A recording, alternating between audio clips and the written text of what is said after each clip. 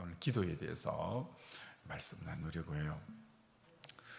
여러분, 이 기도는 기독교는 기도교다 할 정도로, 기도를 빼면 기독교가 존재하지 않을 정도로 이 기도하는 것이 우리 교회잖아요. 그래서 교회에 나오면서부터 우리는 기도를 이렇게 배우는데, 그런데 기독교에서만 기도가 있는 게 아니라, 여러분이 저 절 옆으로 지나가거나 무당집 옆으로 지나가면 현수막이 간혹 걸려 있어요. 거기 보면 이렇게 써놨어요. 100일 기도 도량, 1000일 기도 도량. 거기도 100일 기도도 하고요, 1000일 기도까지 하는 거예요. 그러면 모든 사마니즘, 다른 종교도, 무슬림도 하루에 5번이나 기도도 하잖아요. 그러면 그들의 기도와 우리 기독교의 기도의 차이점이 뭐냐는 거예요. 여러분 생각해 보셨어요? 우리가 이렇게 기도하는데 다른 종교도 다 기도를 해요. 그럼 그들의 기도와 우리의 기도의 차이점이 뭐냐? 자, 그럼 이방인들의 기도는 이거예요. 근데 안타깝게 오늘 기독교인들의 기도도 거의 대동소이하다는 게, 이게 우리가 한번 생각해 봐야 돼요. 이방인들의 이 기도는 어떻게 하느냐? 다른 종교의 기도는 이렇게 하는 거예요. 자기 소원 성취를 위해서, 자기 소원을 성취하기 위해서 신의 능력을 빌어 내 소원을 성취하고자 하는 것, 이게 다른 종교의 기도예요. 내 소원은 성취해야 되겠는데 내 힘으로는 잘 안 되니까 그 신의 힘을 빌어서 내 소원을 성취하려고 하는 행위가 기도예요. 그럼 문제는 우리 기독교인인 우리의 기도도 그렇냐라는 거예요.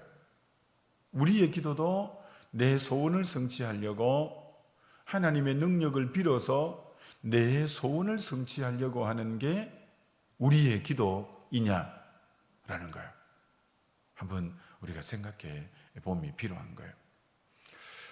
그렇기 때문에 이방의 기도는, 저 다른 종교의 기도는 뭐에 관심이 없냐면 자기 소원에만 관심이 있지, 기도를 응답하시는 대상인 신에게는 별 관심이 없어. 내 소원만 어떻게 하든지 성취되는 데에 관심이 있지, 그 응답해 주는 신에게는 별 관심이 없어요.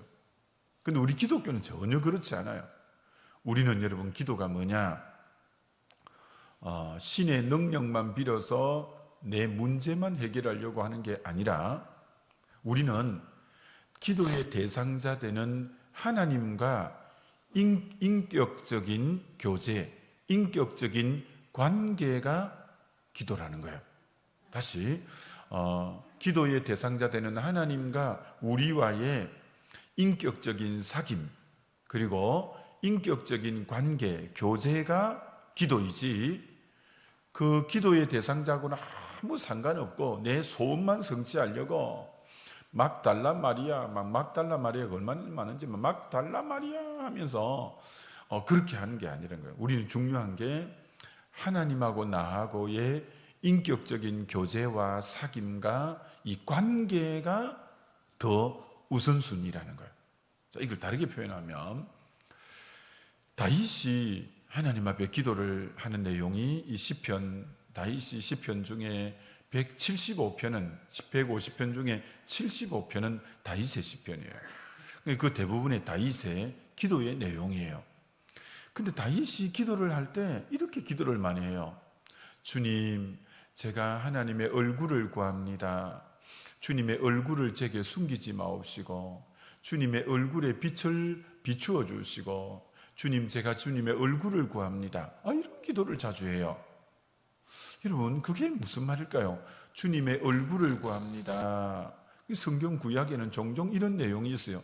그래서 얼굴을 가리지 마옵소서, 얼굴을 숨기지 마옵소서, 제게 주님의 얼굴빛을 비추어 주옵소서, 이렇게 기도하는 거예요. 여러분, 참 이게 귀한 기도인데, 하나님이 영이신데 얼굴이 있겠습니까만, 그러나 하나님이 인격이니까 여러분이 사람하고 대화도 어떻게 하냐면 서로 얼굴과 얼굴을 맞대어 보고 하는 거예요. 이게 여러분이 대화할 때 굉장히 언짢은 걸 한 번씩 느낀 적이 있을 거예요. 내가 진지하게 얘기하는데 이 사람이 고개를 돌린다든지 먼 산을 본다든지 딴청을 부리면 여러분이 그렇죠, 무시당하는 기분이잖아요. 이 사람이 얼굴을 돌린다든지 막 딴청을 하고 딴짓을 한다든지 하면 그런 것처럼 하나님과의 이 대화도 또 마찬가지예요. 여러분이 하나님의 어디를 보고 기도하는 거냐?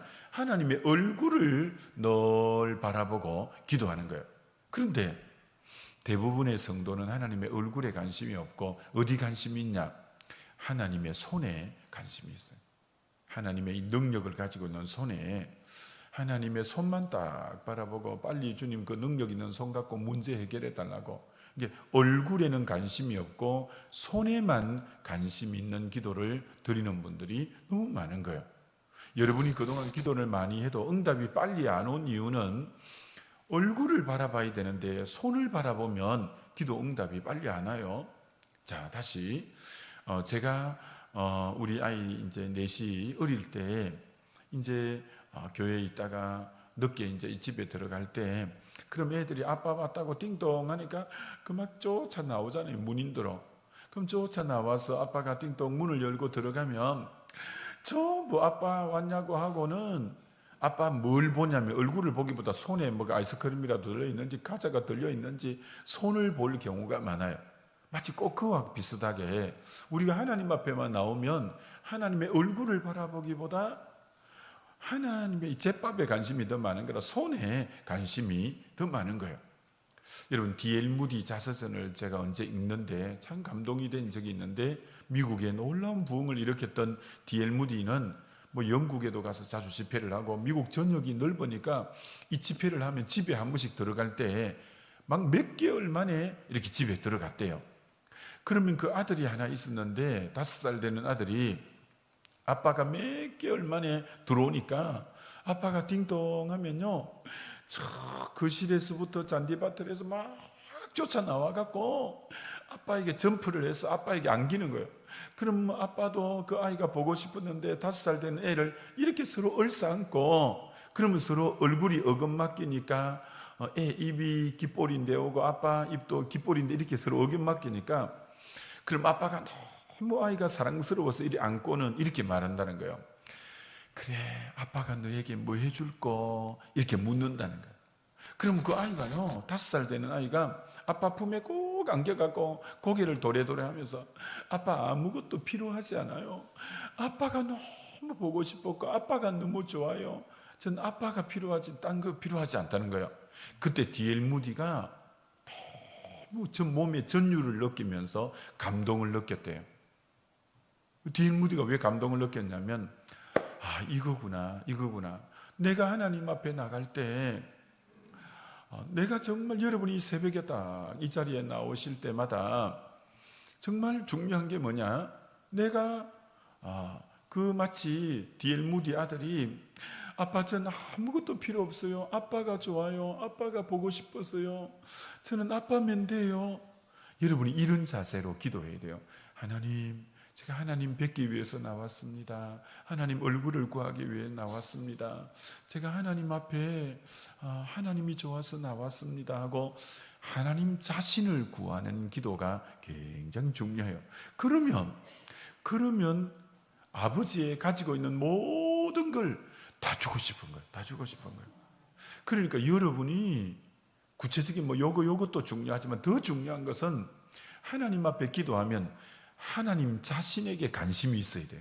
그분을 사랑하는 마음, 그분을 찬양하는 마음, 그분을 공경하는 마음, 하나님 자신에게 여러분 마음이 하나님을 가까이 하려고 하는 이 마음이 우선이 되고, 그 다음 인격적인 관계가 되어진 뒤에 제가 주님 몸도 좀 안 좋습니다. 제가 요것도 필요하고 우리 자녀 이 문제도 있습니다. 이렇게 나머지는 하나하나 나중에 교제가 충분히 이루어지고 신뢰가 충분히 쌓인 뒤에 하나하나 열어가도 되는 거예요. 근데 우리는 아예 하나님에게는 별로 관심도 없고 내 기도의 제목만 갖고 막 달라고만 이렇게 하면 여러분이 기도를 그렇게 해도 응답이 잘 안 되는 이유가 거기 있는 거예요. 그러니까 앞으로 여러분의 기도의 이 형태를 좀 바꾸는 게 필요해요.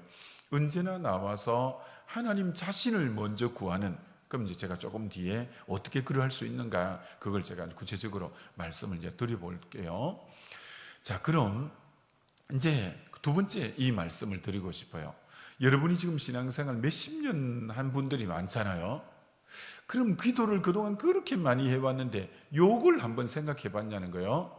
우리가 믿는 하나님이 성부 하나님 아버지, 성자 예수님, 성령님, 삼위일체 하나님을 우리가 믿는데, 삼위의 하나님이 기도에 각각 어떤 역할을 하시는가? 성부 하나님은 기도에 어떤 역할을 하시지? 성자 예수님은 기도에 어떤 역할을 하시지? 성령님은 기도에 어떤 역할을 하시지? 한번 생각해 보셨나요? 지금까지 쭉 신앙생활 하면서 성부 하나님은 기도에 어떤 역할을 하실까? 성자 예수님은, 성령님은 기도에 각각 어떤 역할을 하시나? 자, 예수님이 늘 새벽 미명에 기도하니까 어느 날 제자들이 마태복음 6장에 주님에게 이렇게 묻는 거예요. 우리에게 기도를 가르쳐 주옵소서, 이렇게 기도를 가르쳐 달라고 하잖아요. 그러니까 예수님이 그래서 제자들에게 기도를 가르쳐 준 내용이 기도의 가장 원형이죠. 제일 모범이 되잖아요. 주님이 너희는 이렇게 기도하라 해가지고 기도를 가르쳐 주시는데, 자, 기도를 가르쳐 주시는데 우리가 잘 아는 그게 뭐냐면 주기도문이잖아요. 주님이 이렇게 제자들에게 기도를 이렇게 하라는 거예요. 하늘에 계신 우리 아버지여 하면서, 자, 기도할 때 맨 먼저는 기도의 대상을 불러라 라는 거죠. 그럼 기도의 대상이 누구냐? 성부 하나님은 우리가 기도하는 기도의 대상이 된다는 거예요. 자, 그래서 기도할 때는 물론 예수님 이래도 안 되는 건 아니고 성령님 이래도 안 되는 건 아니지만 삼위일체니까, 그러나 예수님이 기도의 모형을 가르쳐 줄 때 기도의 대상자를 누구로 부르라고 했냐? 하나님 아버지라고 부르는 거예요. 성부 하나님은 누구냐? 기도의 대상자가 되는 거예요. 여러분이 기도할 때 제일 중요한 게 대상이 누구냐가 중요하죠. 아니, 여러분이 누군가에게 부탁할 때 그 대상이 누군가를 바로 아는 게 너무 중요하죠. 기도의 대상이. 이게 기도의 대상이 누구냐? 성부 하나님이 우리의 기도의 대상이 되는 거예요. 대상이. 여러분, 기도의 대상에 대한 신뢰와 기도의 대상에 대한 믿음이 있을 때 기도가 잘 풀어져 나갈 거 아니에요.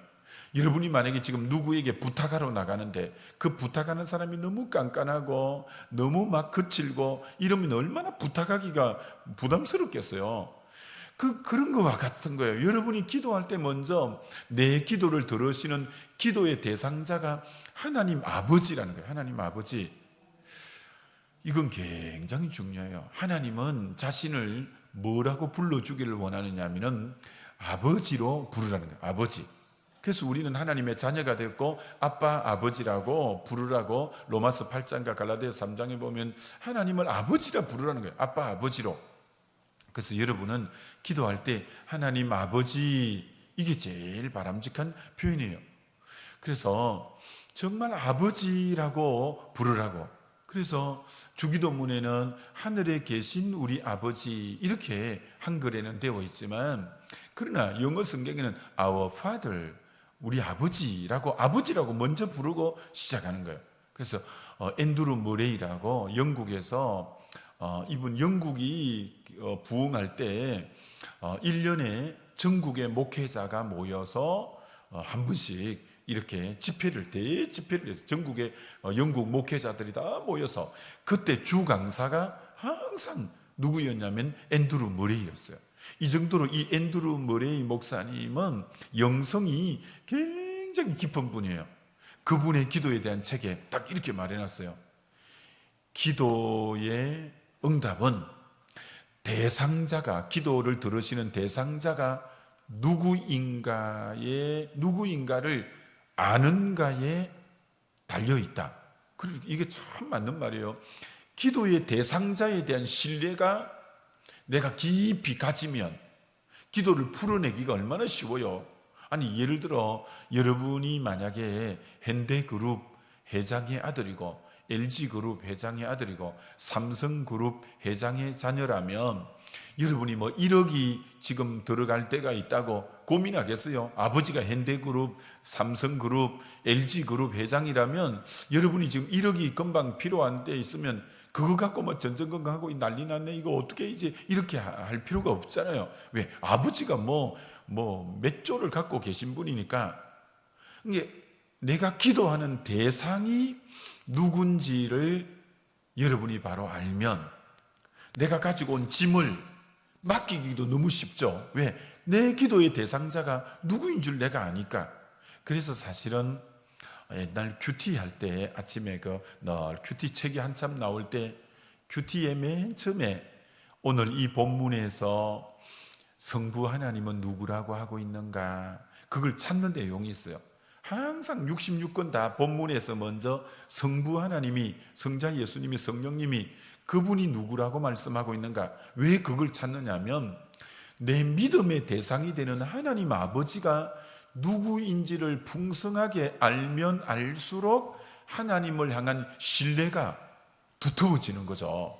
문제는 그러니까 여러분, 이것을 볼 때 기도하고 뭐하고 같이 나가느냐, 말씀과 기도는 그래서 같이 나갈 수밖에 없는 거예요.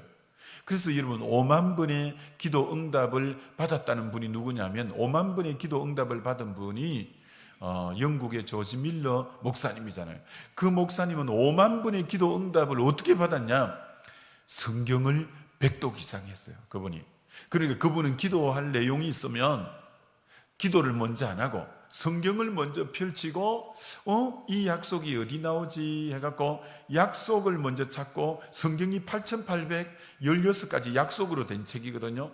그 약속을 찾아갖고 손가락을 갖다 대면서 아버지 요거 여기 약속했으니까 요 약속대로 이루어주세요. 여러분이 약속을 갖다 대면서 응답해 달라면 그 뭐 꼼짝 말고 응답해 주시는 것처럼, 그래서 여러분이 기도 응답과 기도와 뭐하고 같이 나갔냐? 하나님의 말씀하고 기도는 같이 나갈 수밖에 없어요. 그래서 여러분이 말씀에 대해서 잘 모르면 기도가 늘 단조로워요. 늘 하는 기도만 해요. 근데 여러분이 말씀 묵상이 깊어질수록 기도의 내용도 훨씬 풍성해요. 이걸 다르게 표현하면 그분의 기도의 수준이 그분의 신앙의 수준이에요. 여러분, 이거 실제로 그렇습니다. 여러분이 말씀을 깊이 묵상하면 기도가 깊어집니다. 근데 여러분이 말씀을 잘 모르면 늘 기도 레파토리가 비슷해. 그러면 안 돼요. 여러분이 기도는 말씀을 깊이 묵상할수록 기도도 굉장히 깊어져요. 기도가 굉장히 깊어져요. 그러니 여러분이 말씀을 깊이 묵상해야죠. 그래 기도도 이게 같이 나가는 거예요. 자, 그래서 오늘 먼저 첫 번째, 기도의 이 대상이 누구냐? 하나님 아버지다. 아버지는 기도의 대상자다. 그래서 그 하나님에 대해서 풍성하게 알수록 내가 믿고 맡길 수가 있는 거예요. 자, 두 번째, 성자 예수님은 그럼 기도에 어떤 역할을 하시냐? 성자 예수님은, 예수님이 이렇게 말씀하셨어요. 성자 예수님이 마지막 날 밤에 3년 제자 훈련을 하고 이제 제자들 세워놓고 우리 주님이 못 박히시기 전에 요한복음 이제 14, 15, 16, 17 이 넉 장을 요한복음의 지성소라고 말하는데, 그래서 예수님이 제자들 이렇게 배도 버리고 건물도 버리고 부친도 버리고 세금 거두는 자도 버리고 이렇게 따라온 제자들, 이제 이들을 두고 예수님이 가셔야 되잖아요. 근데 이들 마지막 가는데 내가 이들에게 뭔가 하나 주고 가야 될 것 같은데 뭘 주고 갈까? 여러분도 한번 예수님 입장에서 한번 생각해 보세요. 내가 이제 가는데, 이들은 두고 나는 이제 가는데 마지막에 뭐 하나 주고 가면 좋건데 뭘 주고 갈까? 그 주님 뭘 주고 가셨냐면 이렇게 말했어요. 지금까지는 너희가 내 이름으로 아무것도 구하지 아니하였으나 이제는 내 이름으로 구하라. 그리하면 받으리니 너희 기쁨이 충만하리라. 이렇게 요한복음 16장 24절에서 주님이 마지막 주고 간 게 뭐냐? 예수님의 이름을 주고 갔어요. 이름을. 그래서 이제 내 이름으로 구하라는 거예요. 내 이름으로. 이름이 굉장히 중요한 거예요. 예수 이름으로 구하라는 거예요. 근데 예수 이름으로 사도행전 2장 31절에는 누구든지 주의 이름을 부르는 자는 구원을 얻으리라. 그리고 예수의 이름으로 무엇이든지 구하면 주시리라. 마가복음 16장에는 내 이름으로 병든 자에게 손을 얹으면 나으리라. 내 이름으로 귀신을 명하면 귀신이 쫓겨가리라. 예수 이름을 부르면 구원받는 줄 믿습니다. 예수 이름으로 기도하면 응답받는 줄 믿습니다. 예수 이름으로 병든 자에게 손을 얹어 병이 떠나가는 줄 믿습니다. 예수 이름으로 귀신을 명하면 귀신이 떠나가는 줄 믿습니다. 여러분, 그 이름을 우리에게 주고 갔어요. 그 이름을. 이건 뭐 엄청난 거예요. 여러분, 이름은 사실 그분의 모든 걸 담고 있는 게 그분의 이름이죠. 아니, 여러분이 도장을 맡기면 도장 찍으면 법적 효력이 있잖아요. 도장을 맡기는 거하고 같고, 요새는 이제 도장을 안 쓰고 외국이나 지금 우리나라도 그렇지만 사인을 하잖아요. 사인을 하면 거기 모든 걸 인정하고 내 모든 전인격을 거는 게 이름이잖아요. 이름. 근데 주님이 그 이름을 주고 갔다는 것은 엄청난 걸 주고 간 거예요. 그래서 그 이름으로 기도하면 되는 거예요. 그 이름으로. 근데 하나님 아버지 앞에 조금 전에 기도의 대상자가 되는 하나님 아버지는 거룩하기 때문에 죄인인 우리가 직접 갈 수가 없어요. 예수의 이름을 통해서 사함받고 그 이름으로만 아버지 앞에 나갈 수 있는 유일한 이름은 예수 이름으로만 아버지 앞에 나갈 수 있는 줄 믿습니다. 여러분, 이건 미국에서 실제로 있었던 일인데, 미국의 제일 부자 갑부가 누구였냐면, 지금은 그분이 제일 부자인지 모르겠는데 한동안 미국에서는 빌 게이츠라고, 이분이 제일 부자였어요. 그분의 책에 보면 일화를 적어 놓은 거 있어요. 이 빌 게이츠가 자기가 고등학교 다니던 모교를 방문한 적이 있어요. 근데 자기를 가르치던 선생님이 교장 선생님이 되어 있는 거예요. 자기 담임 선생님이 이제 교장 선생님이 되어 있는데, 그래서 빌 게이츠가 이제 자기 은사가 교장 선생님이 되어 있고 다 자기 모교에 왔으니까 세계 제일 갑부가 학교에 온 거예요. 그러니까 교장 선생님이 자기 제자가 제일 갑부가 됐으니까 세계에 너무 기쁘고 대견하고 그러잖아요. 그래서 교장실에다가 오라고 하고 있는 거 없는 거 다 내놓고, 이제 제자가 왔으니까, 제자가 세계 제일 부자가 들어왔으니까 너무 기뻐갖고 막 음료수도 내놓고 이것도 내놓고 과일도 내놓고, 그러더니 교장 선생님이 본색을 딱 드러내신 거예요. 우리 저 음악 강당에 비가 새고 체육관에 뭐 하고 학교에 이런 게 부족하고 이렇게 쭉 얘기하니까 빌 게이츠가 다 듣고 있다가 교장 선생님, 그럼 얼마면 되겠습니까? 이렇게 물었어요. 이게 우리나라 돈으로 240억이 필요했어요. 그래서 빌 게이츠가 딱 백지 수표를 꺼내더니 240억이라 쓰고 자기 사인을 딱 하더니, 선생님, 여기 제 사인이 있으니까 이 은행에 가서 이거 내밀면 제 사인 보고 240억 주실 겁니다. 그럼 방금 말씀한 학교에 그 필요한 거 다 구비하시고 보수하시고 새롭게 세우시고 하시면 됩니다. 이게 이제 실제로 있은 거예요. 아니 여러분, 세계 제일 갑부도 그 이름에 사인이 들어가면 240억이 나오는데 우리에게는 무슨 사인을 주었냐? 예수 그리스도의 이름을 믿는 우리에게 주신 줄 믿습니다. 이게 뭐 너무 귀한 거죠. 그러니 여러분이 기도할 때 예수 그리스도 이름으로 기도합니다. 이건 너무나 놀라운 걸 저와 여러분에게 주신 줄 믿습니다. 그렇죠. 기도의 대상자인 하나님 아버지, 그 다음 그 예수의 이름으로 하나님 앞에 나가 기도하는 거예요. 이제 세 번째가 진짜 제가 드리려고 하는 말씀이에요. 그럼 성령님은 기도에 어떤 역할을 하시냐? 성령님은. 자, 근데 오늘 읽은 본문이 성령님은 어떤 역할을 하신다고 했냐? 우리의 기도를 돕는 역할을 하시는 거예요. 이렇게 말하는 거예요. 우리는 마땅히 빌 바를 알지 못하나. 여러분, 이게 참 이 말에 대해서 깊이 묵상하면 너무 놀라운 말씀이에요. 우리는 마땅히 빌 바를 알지 못한다. 이게 무슨 말일까요? 이게 A.W. 토저 박사의 글에 보면 이거 참 잘 말해놨어요. 우리는 마땅히 빌 바를 알지 못한다. 여러분, 한번 이 부분에 대해서 여러분은 그동안 기도하러 나오실 때 분명히 성경은 우리는 마땅히 빌 바를 알지 못한다 했잖아요.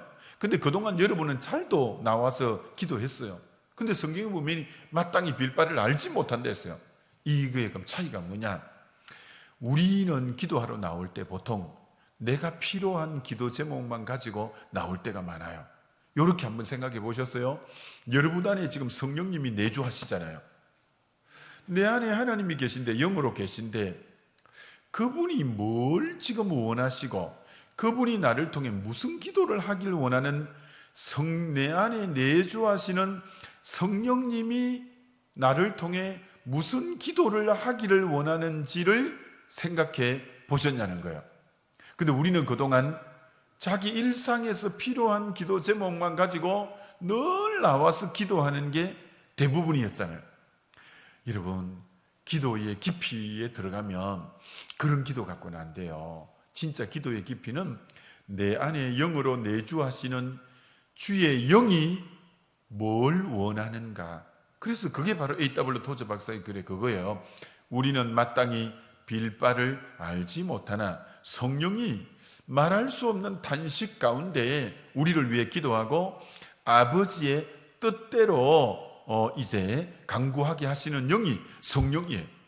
그로 여러분이 성령의 도움으로 기도를 해야 기도가 깊어지고 기도가 아주 하나님 뜻대로 기도하게 되는 거예요. 그래서 여러분이 성령 안에서 기도한다. 에베소서 6장 18절에 성령 안에 무시로 기도하라. 성령 안에서 무시로 기도하라. 이 성령이 우리의 기도를 돕는다. 또 성령이 말할 수 없는 단식 가운데 기도한다. 성령이 아버지 뜻대로 기도하게 한다. 이것이 여러분이 경험되어져야 깊은 기도를 할 수 있는 거예요. 자, 그럼 어떻게 하는 거냐? 자, 어떻게 하는 거냐? 여러분, 기도가 옳게 되면 신앙은 다 옳게 됩니다. 기도가. 그러니까 이 기도 생활이 굉장히 사실은 중요한 겁니다. 하나님은 저에게는 이 부분에 대해서 참 너무 감사하게 일찍 눈을 열어 주셨어요. 제가 이제 나이 30에 이 교회를 개척을 했는데, 그러니까 성도는 한 명도 없으니까 낮에는 전도하고 밤에는 늘 나가서 기도하는데, 저녁마다 그 상가 30평 그 예배당에 문을 열고 딱 들어와서 이렇게 이제 저녁마다 기도하러 왔거든. 기도하러 딱 오면 불을 안 켜도 이 커튼 사이에 바깥에 불빛이 이렇게 스며 들어오니까 밝으니까, 그러면 앉아서 기도 안 하고 이 가운데 복도를 왔다 갔다 하면서 이렇게 기도를 하는데, 먼저 예배당 문을 딱 열고 들어가면 그렇게 마음이 벅찰 수가 없었어요. 그리고 감사할 수가 없었어요. 왜냐하면 하나님께서 나 같은 것도 구원해 주시고, 또 나 같은 것도 목사로 삼아 주시고, 또 나 같은 것에 이렇게 교회를 주셔서 교회를 섬길 수 있게 하시고, 그 은혜가 너무 감사하게 생각되었어요.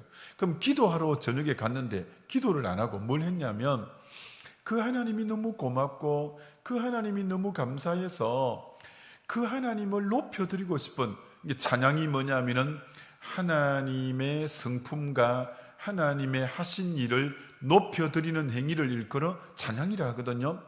그렇게 하나님 자신에 대해서 내 마음 깊은 곳에서 찬양을 드리고 싶은 거예요. 너무 고마우니까. 그래서 찬양을 늘 그렇게 불렀어요. 자, 보세요. 어떤 찬양을 그때 많이 불렀냐면, 제가 이제 CCC 활동을 계속 하면서 늘 익히 알던 찬송이 입에 늘 붙어 있어서 그 찬송을, 이런 찬송을 많이 했어요. 저녁에 조용히 혼자 이렇게 복도를 거닐고 주님만을 바라보면서 나의 사랑, 나의 생명, 나의 예수님, 영원토록 정성 다해 사랑합니다.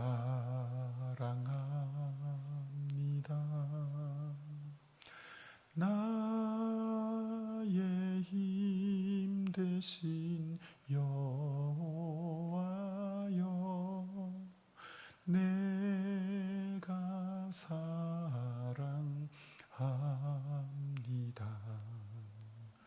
영원토록 정성 다해 사모합니다. 이 찬양을 한 번 부르고 두 번 부르고 세 번 부르면 너무 감격스러워서 늘 울어서 저녁마다 가서 우는 거예요. 근데 그 우는 의미는 하나님의 사랑에 감격해서 사랑에 겨워서 늘 펑펑 우는 거예요. 그리고 또 그렇게 또 찬송을 부르고 싶어서 그 다음 또 이런 찬송을 많이 불렀죠. 주 내 맘에 오신 후에 주 날 인도하시네. 주께 내 맘 드린 후에 더욱 섬길수록 더 귀한 주님, 더욱 섬길수록 더 귀한 주님, 더욱 사랑할수록 주 날 사랑해. 매일 내 맘에 기쁨이 넘치네. 더욱 섬길수록 더 귀한 주님. 이 찬양을 그렇게 부르면 그렇게 눈물이 많이 났어요. 그럼 여러분이 여기서 하나 붙잡아야 될 게 뭐냐면, 제가 드리는 늘 찬송은 주님과의 사랑을 고백하고 주님 자체를 찬양하고 노래한다는 걸 여러분이 가만히 보세요. 어떤 간정에 대한 찬송이 아니잖아요. 주님, 주 내 마음에 오신 후에 내가 더욱더 귀하게 섬길수록 좋은 주님, 또 나의 사랑, 나의 이제 하나님, 내 정성 다해 주님 사랑합니다. 이게 나와 주님과의 사랑을 고백하는 그 찬송들을 그렇게 올려드렸어요. 그럼 여러분 보세요. 시편 3절에 이런 구절이 있어요. 이스라엘의 찬송 가운데 거하시는 주여, 주는 거룩하시니이다. 여러분, 찬송을 하면 그 자리에 주님의 임재가 있는 거예요. 할렐루야. 여러분, 이것을 아셔야 됩니다. 그전 잘 몰랐거든요. 근데 계속 저녁마다 가서 찬송을 하면 주의 영이 임재하는 걸 굉장히 느끼겠는 거예요. 자, 보세요. 찬송을 할 때마다 주의 영이 강하게 임재하고, 여러분, 주의 영이 임재를 하니까, 저는 여러분 그 개척교회 하면서 기도하러 갈 때 뭔 기도 제목 가지고 나갔겠어요? 주여 많은 사람 붙여주시고, 주님 전도의 문을 열어주시고, 주님 예비된 영혼을 보내주시고, 충성된 일꾼들도 보내주시고, 그 기도하러 나간 거 아니겠어요? 근데 그런 기도를 시키는 게 아니라, 내가 이렇게 찬송하고 주의 영이 임재하면 성령께서 기도할 소원을 마음에 불러일으키는 거야. 그럼 성령이 주신 기도 제목을 따라서 방언으로도 기도하고 우리말로도 기도하고 막 방언으로 기도하고 막 그렇게 기도하는 거예요. 또 찬송을 하면 또 성령께서 이렇게 기도의 소원을 불러일으키는 거예요. 그럼 그 주시는 기도 제목을 따라서 또 막 기도하는 거예요. 그럼 성령님이 얼마나 민감하시냐면 기도 제목에 따라 찬송을 다르게 떠오르게 하는 거예요. 염려가 있어서 기도하러, 걱정과 염려가 있어서 기도하러 가잖아요. 그럼 성령님이 당장 거기에 맞는 찬송을 주죠. 살아계신 주, 나의 참된 소망, 걱정 근심 전혀 없네. 그러니까 그에 맞는 찬송을 이렇게 주는 거예요. 여러분, 제가 CCC 활동할 때 제자훈련을 받는데 순장님에게 받는데 그때 기도를 가르쳐 주었거든요. 기도를 어떻게 가르쳐 줬냐면 액처라고 가르쳐 줬어요. A-C-T-S. 이 사도행전이라는 말도 있고 액처라고. 그럼 기도의 A가 뭐냐면 adoration, C compassion, T thanksgiving, S supplication 이런 내용인데, A가 뭐냐면 찬송이에요. C가 compassion, 죄를 자백하는 거고, 그 다음 T가 thanksgiving, 감사하는 거고, 그 다음 S가 간구하고 요청하는 거고, 이런 건데, 그때 그 순장은 제자 훈련할 때 A 기도의 맨 첫 번째 순서가 찬양이라고 가르쳐 줬는데, 이런 부분을 그만 찬양이라고만 가르쳐 줬지 이런 흐름에 대해서는 안 가르쳤어. 근데 그걸 제가 기도 생활을 하면서 터득한 거예요. 왜 기도의 첫 번째 순서가 찬송이 돼야 되는지를 알아간 거예요. 찬송이 될 때 성령께서, 성령이 마땅히 빌바를 알지 못하나 말할 수 없는 탄식 가운데 기도하게 하시는 성령이 기도를 돕는다는 걸, 내가 뭘 기도해야 될 것을 알게 한다는 것을 그때 알게 된 거예요. 그러면서부터 기도가 깊어지기 시작했어요. 내 기도 제목을 갖고 나가는 게 아니구나. 내가 주님을 마음껏 찬양하면 주의 영이 임재하고 성령이 깨우쳐주는 기도 제목을 따라서 기도를 풀어가는 거구나.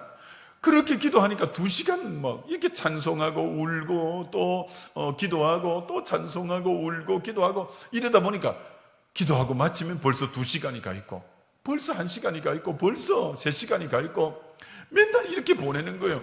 여러분, 중요합니다. 기도가 먼저 쫙 이렇게 스며들면 기도로 먼저 장악하는 게 중요해요.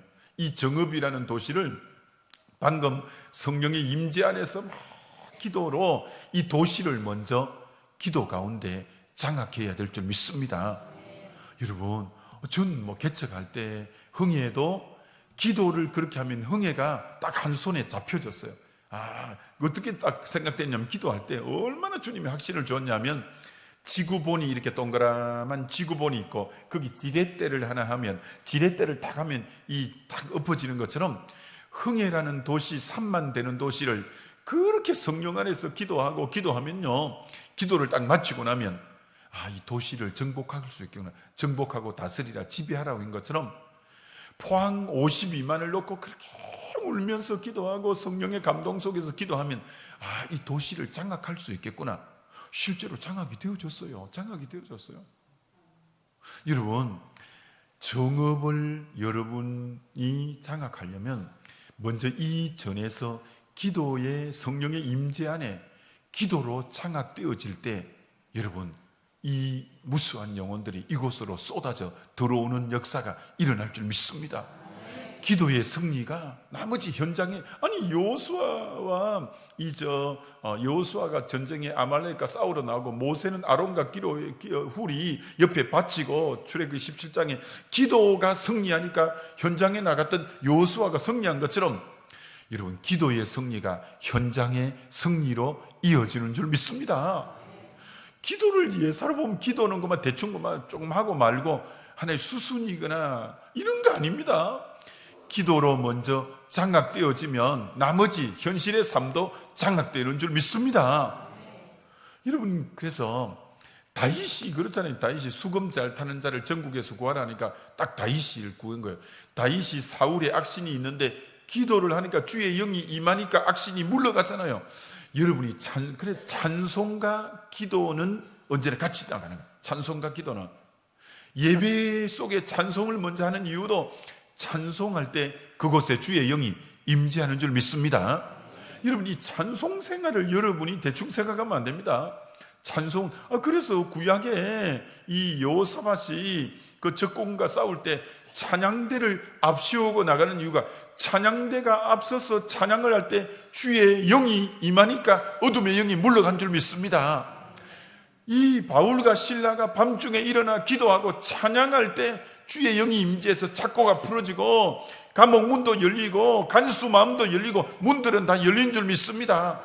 여러분이 찬송을 하면 주의 영이 그곳에 임재하고, 그러면 성령 안에서 기도가 풀어져 나가는 거예요. 그래서 이게 성령 안에서, 이게 방금 말한 것처럼 성령 안에서 기도하는 거예요. 성령 안에서 여러분이 몇 가지 기도 제목 가지고 나온 거 딸딸딸 가지고 그만 몇 가지 읊고 기도 그만 부뜩 일어서고 이렇게 얕은 기도하면 안 돼요. 얕은 기도. 여러분이 딱 기도하러 올 때는 그래서 급하게 생각하면 안 돼요. 딱 와서 내 사랑하는 주님 앞에서 주님을 이렇게 찬양해드리고 높여드리고, 그래 진득하게 기도해야 돼. 그렇게 찬양하고 기도하고 찬양. 우리 교회는 여러분 찬송하면서 기도, 제가 이제 이렇게 가르쳤더니 기도할 때 찬양하고 기도하는 분들이 너무 많죠. 왜? 찬양 가운데 주님 또 마음 주시면 또 기도하고, 또 찬양 가운데 또 기도하면, 아이고 얼마나 이 주의 영을 따라 성령을 따라 이렇게 기도하면 그러면 1시간이 금방 지나가고 2시간이 금방 지나가고, 여러분 기도가 딱 장악이 되면 현실이 장악되는 줄 믿습니다. 기도를 약하게 보면 안 돼요. 기도 승리가 모든 것 승리예요. 기도의 승리가. 그래서 기도가 굉장히 중요해요. 기도가. 자, 그 다음 한 단계 더 나가서 기도를 왜 하냐. 자, 그런 차원에서 기도의 첫 번째는 하나님과 친밀한 교제라는 거예요. 응답은 두 번째예요. 그래서 여러분이 기도하러 나가면 딱 이렇게 해야 돼요. 아버지, 제 왔습니다. 아버지 하면서 주님과의 친밀한 교제의 역점을 기울여야 돼요. 주님 앞에 주님을 높여드리고 주님 앞에 사랑한다 고백하고, 그래서 주님을 가까이 하는 시간이 이 기도의 시간이에요. 주님을 그러려면 방금 가까이 하려니까 그 주님을 찬양하고 그 감사하고 또 허물진 부분은 자백하면서 주님과 교제를 이렇게 깊이 해 나가는 거죠. 주님과 교제를. 그래서 기도할 때는 내가 주님과 친밀한 시간이다, 주님과의 좋은 관계를 맺는 시간이다, 이렇게 하면서 먼저 교제에 역점을 두고 기도 자리에 앉아야 돼요. 아니 그렇잖아요. 여러분이 누구하고 사람과의 관계도 마찬가지잖아요. 한 번도 연락 안 오던 사람이 아는 친지나 뭐 아는 지인 중에 몇 년 만에 또 연락이 와서 부탁하는 사람이 있잖아요. 그럼 여러분 뭐 들어주기 싫죠. 평소에는 연락 하나도 안 하고 있다가 자기 아쉬우니까 전화 한번 따라랑 와서 뭐 좀 도와달라고. 그럼 보통 어떻게 하면 잘 되겠어요? 평소에 교제가 잘 되고 그런 가운데 어려움이 있을 때 뭐 이것도 좀 봐달라고 하면 그 고등한 교제가 잘 된, 하나님하고도 마찬가지잖아요. 인격적인 관계니까 평소에 하나님 앞에 기도하고 찬양하고 교제를 잘했다가 또 필요한 거 있으면 또 구하기도 하고 이렇게 되잖아요.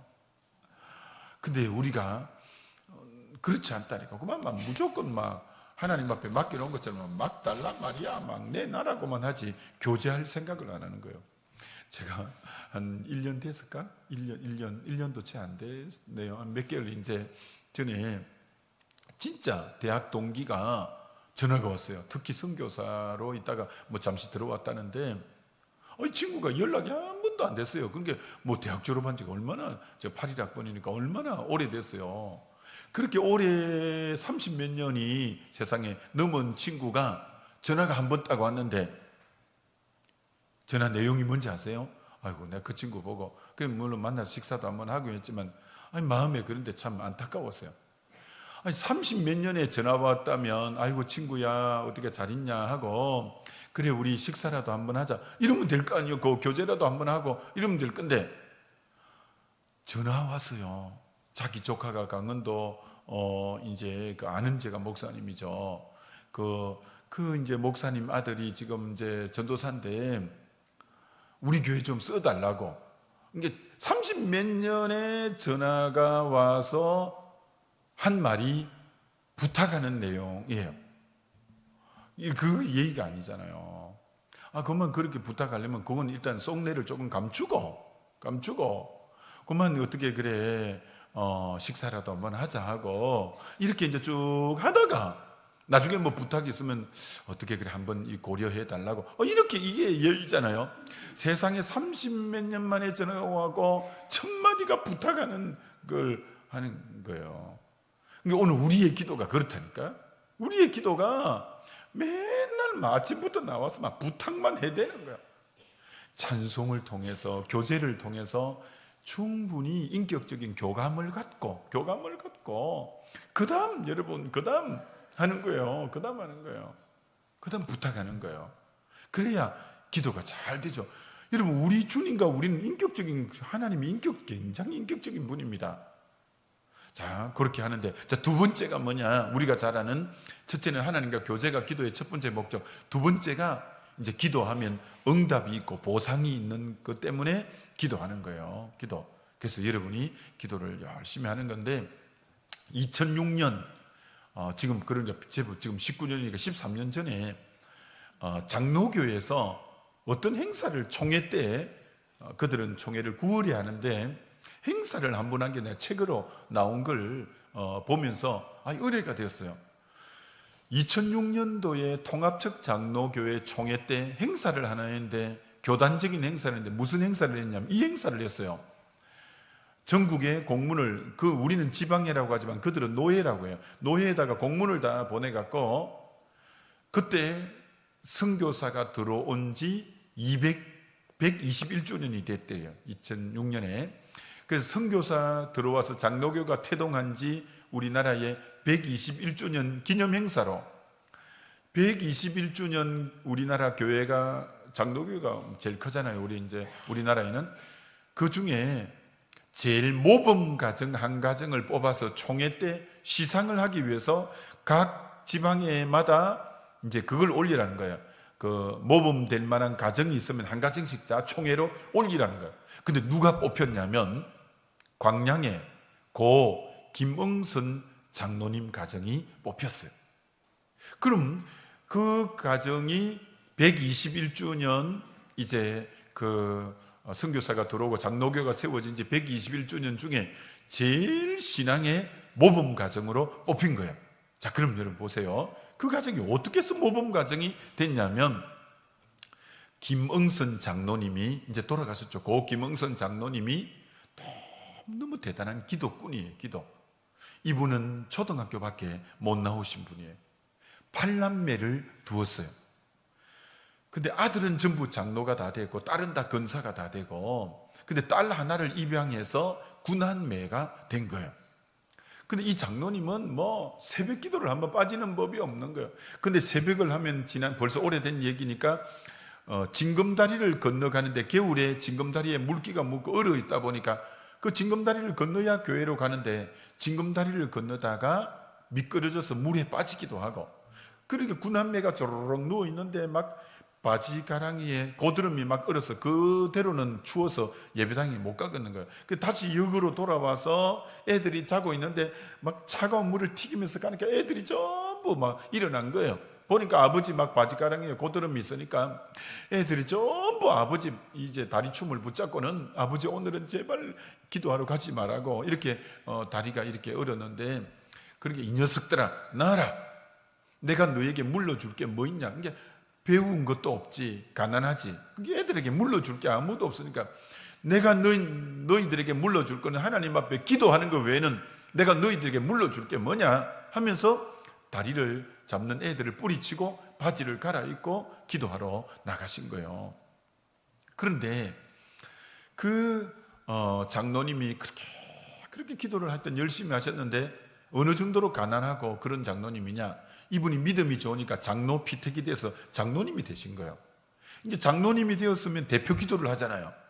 대표 기도를 하는데 이분이 양복이 한 벌도 없는 거예요. 그러니까 잠바를 입고 왔어. 근데 참 그 목사님도 대단하지. 이 신성한 강단에 어떻게 잠바를 입고 오냐고 기도를 안 시켰어. 그 목사님도 대단해요. 그 장로님은 더 이제 서러워갖고 하나님께 기도를 이렇게 한 거야. 하나님, 이 지긋지긋한 기도, 이 지긋지긋한 가난, 제발 내 자식 때에는 물러가지 않게, 그렇게 늘 와서 막 울면서 기도한 거예요. 근데 그 자녀가, 그 가정이 왜 장로교 121주년에 제일 모범 가정이 뽑혔냐면, 그 자녀가 다 어떻게 됐냐면, 여러분 제가 볼게요. 그 자녀 첫째 아이들은 전부 이게 다 남자는 장로가 되고 아들은 장로가 되고 딸은 권사가 됐는데, 큰아들 이름이 뭐냐면 김홍규 장로인데 순천 매산학교 교장이 되고, 둘째 아들이 이제 김병규 장로인데 해군 장성으로 전역하고, 셋째 아들이 김성규 장로인데 우리나라 대표 건설회사 회장이고, 넷째 아들이 김명규 장로인데 광양의 국회의원 재선 의원이고, 다섯째가 김성규 장로인데 법무부 장관과 국정원장을 지낸 분이고, 그 아들 딸들이 우리나라를 호령하는 그런 인물들이 다 된 거예요. 그러니까 그 집안이 제일 잘 된 거예요. 장로교 121주년. 근데 그렇게 잘 된 이유는 뭐냐? 그 아버지의 기도라는 기도. 아무것도 배운 것도 없고 가진 것도 없어도 새벽마다 나와서 이 지긋지긋한 가난이 물러가지 않게 하시고 하나님 저 자녀들 사용해 주시고 축복해 달라고 그렇게 울부짖으면서 기도했는데 전부 걸출한 인물이 다 된 거예요. 여러분 기도하면 하나님이 기도는 반드시 응답되는 거예요. 기도하게 되시기를 축원합니다. 기도하셔야 돼요. 어제 제가 제 기도에 대해서 잠시 말씀드린 것처럼 그렇게 개척을 위해서 기도했을 때 하나님이 이제 개척의 길을 열어주셨고 거기 이제 한 그 30평의 의자를 이제 20개를 4명 앉는 의자 10개, 4명 앉는 의자 10개에서 이렇게 80명이 앉으면 꽉 차게끔 30평에 다른 건 안 하고 딱 의자만 나왔어요. 강대상하고. 근데 그걸 이제 몇 년 만에 채웠냐면 7년 정도 됐을 때 80명이 이제 꽉 차셨어요. 그랬는데 예배당이 필요하잖아요. 그때 이제 하나님 앞에 기도할 때 하나님 이 다 초신자들이고 한데 헌금도 뭐 재정도 적고 하니까 우리가 빚내서 할 수 없으니 하나님 기존 건물이 있으면 하나 주세요. 이렇게 기도를 했더니 하나님은 곧대로 또 어떻고 그 뒤부터는 중고는 안 구합니다. 하나님이 기존 건물을 달라 했더니 26년 된 농협 곡물 창고 360평에 100평 창고를 딱 주셨어요. 그걸 아주 IMF 때 싼 값으로 하여튼 매입하게 했는데 100평 창고니까 이런 100평 창고면 되게 큽니다. 창문만 내고 이제 페인트 칠만 하고 그래서 앞에 65평은 예배당으로 뒤에 35평은 또 잠옷실도 였고 화장실 남녀 2개 였고 식당 주방 작은 거 하나 였고 사무실 작은 거 하나 였고 이렇게 이제 딱 하고 이렇게 했는데 그러니까 하나님 앞에 기도하면 또 그 틀을 허락하셨고 또 이제 그 자리가 모자라서 그때 기도했을 때 하나님 기도해서 1000명 앉는 예배당 달라 하니까 준 것처럼 하나님은 기도하면 응답해 주시는 우리 하나님인 줄 믿습니다.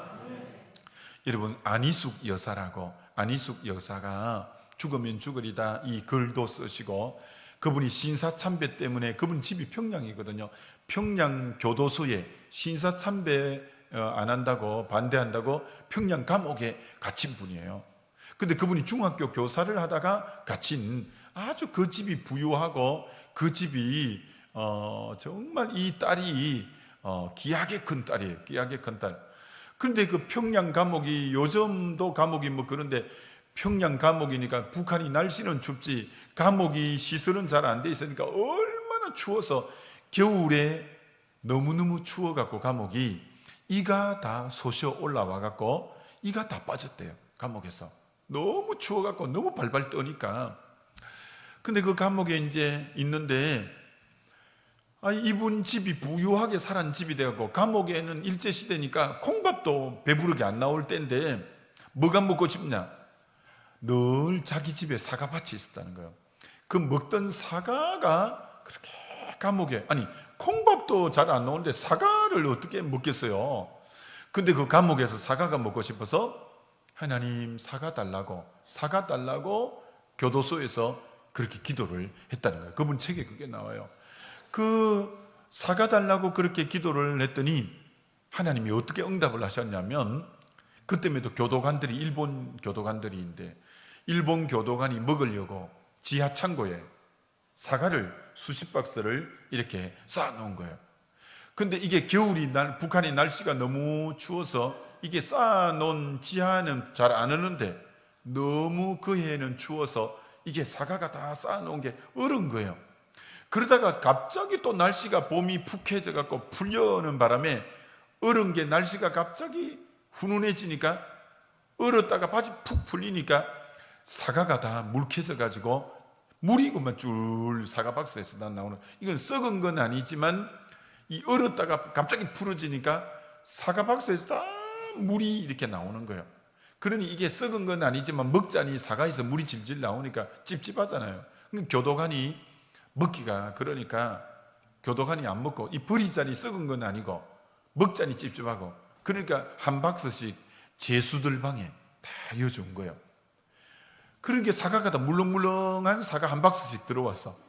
이게 그게 안희숙 여사는 이가 다 빠져서 단단한 사과는 못 먹어. 그게 하나님의 물렁물렁한 사과를 막 이어준 거예요. 우리 주님의 기도 응답이 너무 정확하다는 거예요. 너무 정확하다는 거예요. 자, 이렇게 결론을 맺어 볼게요. 정말 여러분, 저는 기도하면서 제 기도의 철학이 딱 생겼어요. 제가 뭐 기도밖에 별로 할 게 없는 사람에서 늘 이제 기도하는데, 자, 이렇게 하나님 제게 제 기도 철학을 말씀드려 볼 테니까 여러분이 유용할 테니까 잘 들어보세요. 첫째가 뭐냐면 이거예요. 기도에 힘 쓰면 나머지 힘 안 써도 된다. 자, 이게 무슨 뜻인지 여러분 한번 생각해 보세요. 성경이 기도에 힘쓰라는 말이 골로새서 4장 2절, 로마서 12장 12절, 기도에 힘쓰고, 기도에 항상 힘쓰고, 기도에 힘을 쓰라는 내용이 나와요. 여러분, 기도에 힘을 쓰면 하나님이 나머지는 일해 주시기 때문에 힘 안 써도 된다는 말이에요. 근데 사람들이 거꾸로 살려고 해요. 어떻게? 기도에는 힘 안 쓰고 하나님이 해줄 그 일은 자기가 막 힘써서 한다고, 그게 인생을 거꾸로 사니까 힘든 거지. 여러분이 힘 안 들려면 기도에 힘을 쓰면 하나님이 일해 주시기 때문에 여러분 힘 안 써도 될 줄 믿습니다. 그런 게 제발 기도에 힘을 쓰는 게, 나머지 주님이 그러면 자녀도 키워주시고 일도 해주시고 하니까 하나님이 해주실 거 아니요. 다시 한번 기도에 힘을 쓰는 저와 여러분 되시기 바랍니다. 이걸 다르게 말하면 기도에 짐을 지면 나머지 짐 안 져도 되죠. 기도에 짐을 져버리는 거예요. 기도가 짐 지면 염려의 짐, 수고의 짐, 수고하고 무거운 짐, 죄짐 안 져도 되는 거예요. 기도에 짐 지면. 여러분이 기도에 짐을 져버려야 나머지 짐은 우리 주님이 다 져주니까 안 져도 되는 거예요. 기도에 힘을 써야 되고 기도에 짐을 져야 되고, 그 다음 원리가 뭐냐? 기도하면 하나님이 일해 주시고 기도 안 하면 내가 일한다. 기도하면 하나님이 일해 주시는 거예요. 기도하면. 그래서 여러분이 알아서 하셔야 돼요. 기도하면 하나님이 일해 주시고 기도 안 하면 그거 내가 다 일해야 돼. 우리 하나님이, 여러분 그건 어떻게 다르냐? 내가 만약에 삽을 갖고 땅을 판다면 그거 뭐 얼마나 땅 파기가 힘들어요. 근데 하나님이 포클레인 갖고 한 바퀴 푹 파주면 얼마나 쉬워요. 여러분 인생이 그와 같아요. 기도 안 하면 여러분이 삽질하는 거하고 같아. 그러나 기도하면 하나님이 여러분 인생에 포클레인 갖고 한 번씩 푹 파주니까 잘 될 줄 믿습니다. 기도하면 하나님이 일해 주셔요. 그 다음, 기도 안 하면 내 능력만큼 살고 기도하면 하나님 능력만큼 산다. 기도 안 하면 여러분 가지고 있는 능력만큼 밖에 못 살아요. 근데 기도하면 난 능력이 부족해도 하나님의 능력이 함께해서 하나님 능력만큼 살아낼 줄 믿습니다. 기도하면 하나님 능력만큼 사는 거예요. 그 다음, 옛날에는 도적이 집에 딱 들어오면 맨 먼저 뭐 했냐? 옛날에는 무선 전화 없을 때, 핸드폰 없을 때, 유선 전화가 있을 때는 전화선 먼저 끊었어요. 왜? 파출소 신고할까 싶어서. 도둑이 먼저 들어오면 선 먼저 끊는 것처럼 마귀가 여러분에게 시험을 하려면 무슨 줄 먼저 끊냐? 기도 줄 먼저 끊는 거예요. 하나님하고 연결되는 기도 줄 먼저. 그러니까 여러분이 기도하던 사람이 기도를 딱 쉬고 기도를 안 한다, 기도 줄이 끊어졌다, 그러면 마귀가 이제부터 시험하겠다는 징조예요. 여러분 잘 생각해야 됩니다. 전화선 먼저 끊으면 경찰서하고 파출소 연결이 안 되니까 나머지 다 훔쳐가도 신고를 못하는 거죠. 그러니까 기도의 줄이 딱 끊어지면 여러분이 알아차려야 돼요. 아, 마귀가 시험하려고. 그래서 성경의 마태복음 26장 41절에 시험에 들지 않게 깨어있어 기도하라. 기도가 하면 시험이 안 드는 거죠. 기도를 하면. 기도 안 하면 시험 드는 거예요. 여기 지금 나오신 분은 뭐 시험 들 일이 별로 없어요. 항상 안 나온 사람이 문제지. 여러분 기도하면 마귀가 한 길로 왔다 7길로 물러갈 줄 믿습니다. 기도하면 시험이 안 들 줄 믿습니다. 기도해야 돼요. 기도. 그리고 중요한 것은 여러분 인생은 기도보다 더 커질 수는 없어요. 기도한 대로 하나님이 일해 주시니까. 그럼 인생이 커지려면 여러분이 입을 넓게 열고 기도가 커져야 인생이 커지는 거예요. 기도가 커져야. 여러분 입을 넓게 열어야 돼요. 내비게이터 창시자 도슨 도로토맨이 불타는 세계 비전이라는 그분의 자서전이에요. 불타는 세계 비전. 거기 보면 진짜 이 도슨이 영혼 구원을 굉장히 많이 했거든요. 영혼 구원을. 그런데 그 글에 보면 인생 후반기에 후회하는 게 하나 있어요. 후회하는 게. 그게 뭐냐? 내가 더 입을 넓게 열지 못한 게 후회스럽다. 아니, 그분이 정말 열매를 많이 맺은 분이, 도선이 엄청난 영혼 구원을 한 분이거든요.